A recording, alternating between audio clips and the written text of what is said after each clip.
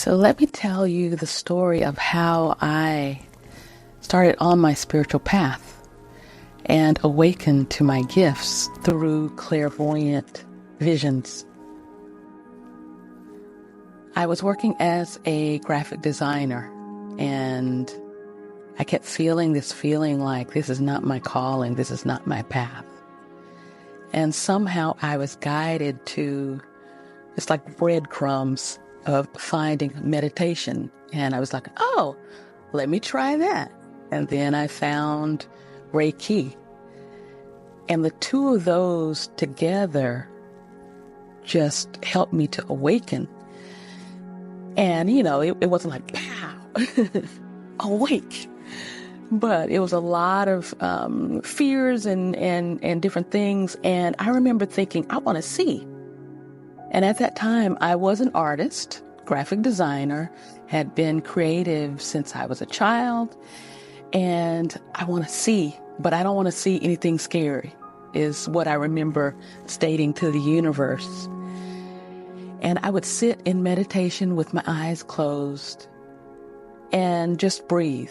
So something simple. And sometimes I would sit and look at a candle.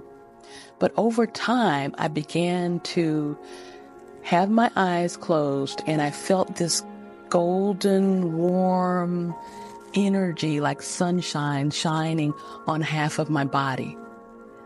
And with my eyes closed, I turned and looked like, what's that?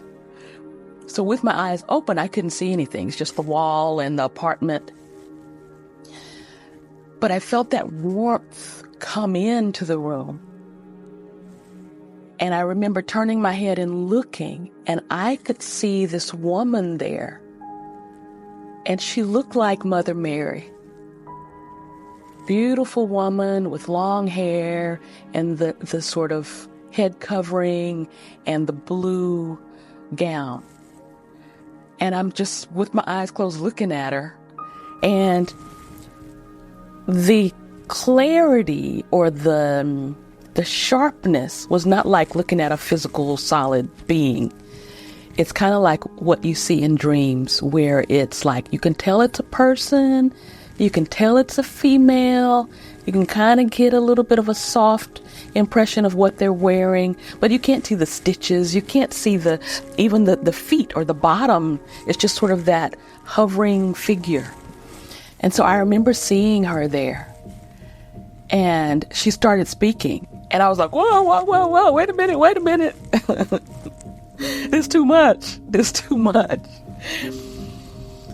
And I kind of got freaked out at first because I was seeing something and she spoke. And I thought I was making some stuff up. My brain's taking me on a trip. And so I just backed off a little bit in my fear. And then I, maybe a day later or something, because I was meditating pretty consistently, at least 30 minutes a day. And sometimes I'd go up to an hour, maybe. Sometimes only 5 minutes. But again, meditating, breathing, just breathing. And I felt that warmth come into the room.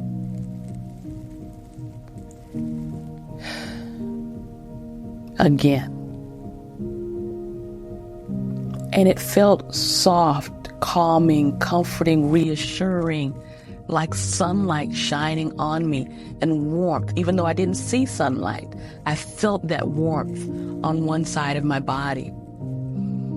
And I turned to look at her again from my inner vision, because my outer eyes, regular eyes, couldn't see a thing. Couldn't see her at all, couldn't register her energy at all. But my imagination center was open enough, my third eye was open enough that I could perceive her again. And she started to say the same speech again. Behold, you have a special purpose. And something in me just felt like, no. Me? I have a special purpose? No. And so it took me, I'd say she visited me at least 3 times. But at that time, I didn't trust in my gifts. I didn't believe in myself in that way. And for me to be special or have some special gift, and for someone that I can almost barely see coming in and telling me that I have a special gift, that's otherworldly stuff. And sometimes your brain is like, nope, nope, not now. And so she visited me at least 3 times. And I remember going to my friend's house because she was going to do some Reiki energy healing on me. And I was laying on the table, and my friend started to do the energy work. And I felt that same feeling again. Warm sunshine, warmth coming in. And I could see her standing, Mother Mary, or an aspect of Mother Mary, standing on the right side of the bed with the blue robes. It was like white and blue. And she said, "Behold, you have a special purpose."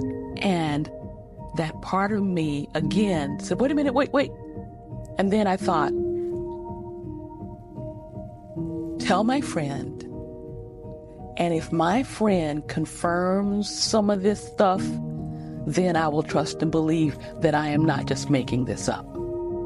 And so then I went back into sort of silence, laying there on the table, and a couple other things I was able to perceive were going on in energy moving and things. And then after the session ended, my friend said, "You had a visitor during your session. And it was like a female, and she looked like an aspect." So she's the one that called it aspect of Mother Mary. I just said it looks like Mother Mary to myself. But my friend said it looks like an aspect of Mother Mary. So something similar, maybe a certain version of her. And Mother Mary is saying you have a special purpose, and that they want you to begin showing people their light, to remind people that they are light. They're not just human skin and bones and here alone and going through challenges and things like that, but remind people that they are light, that they are higher consciousness. And then, so I'm just listening. And she said that they're guiding you to set up a booth at one of the psychic fairs or angel fairs or whatever is around. And it was an angel fair that I found. And just start drawing people. Start sitting with your friends and draw them. And draw your impressions that you're picking up. That's all we want you to do, is start out doing that. And she mentioned the word soul portraits. So start doing soul portraits of people to remind them of their light, so that they can see a different quality and light in themselves than what they see every day. And so I did that. And it started out small, and I was shaky and nervous and not knowing what to do. And it went from me just drawing, like, I'm going to draw you in pink and purple and green. And that's what my impression of you feels like. And then each person would have a different color, a different feeling that I got from their presence and their energy.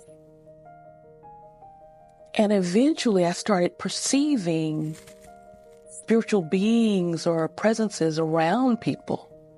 And in the beginning, I wasn't, like in my past, I wasn't really aware of that ability until I started working with the people at the angel fairs and psychic fairs.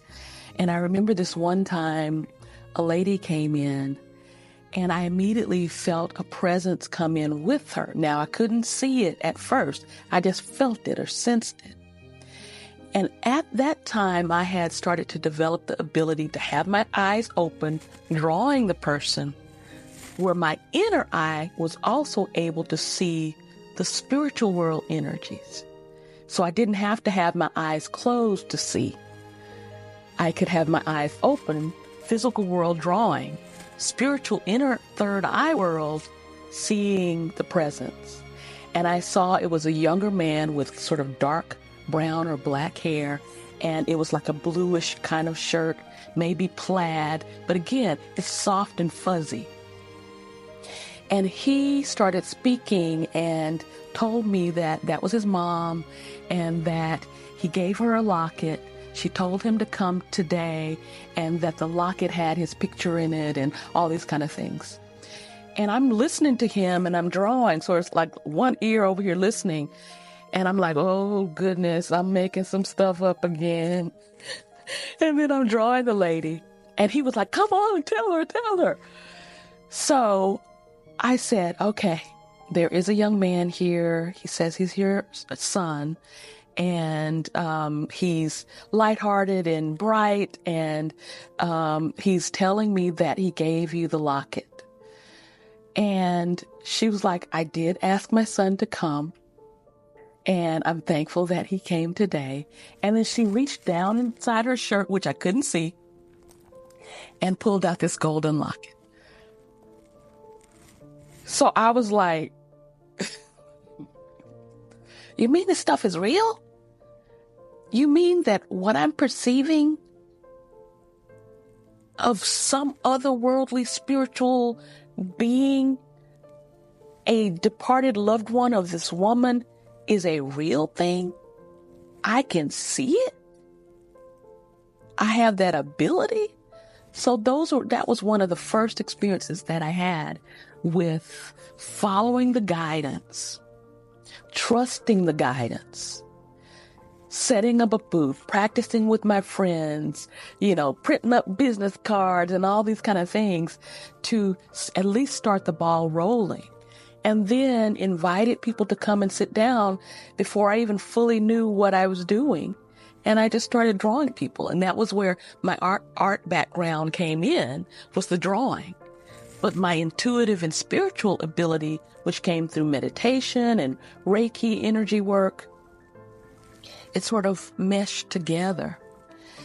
And it started to teach me to trust myself and trust my perceptions and trust the visions.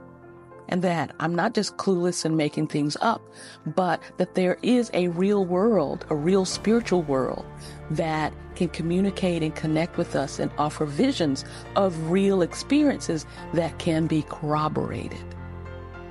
So this was one of my biggest experiences with trusting myself and learning that I'm not making things up and that this world is real. The spiritual world is real. The world of visions is real.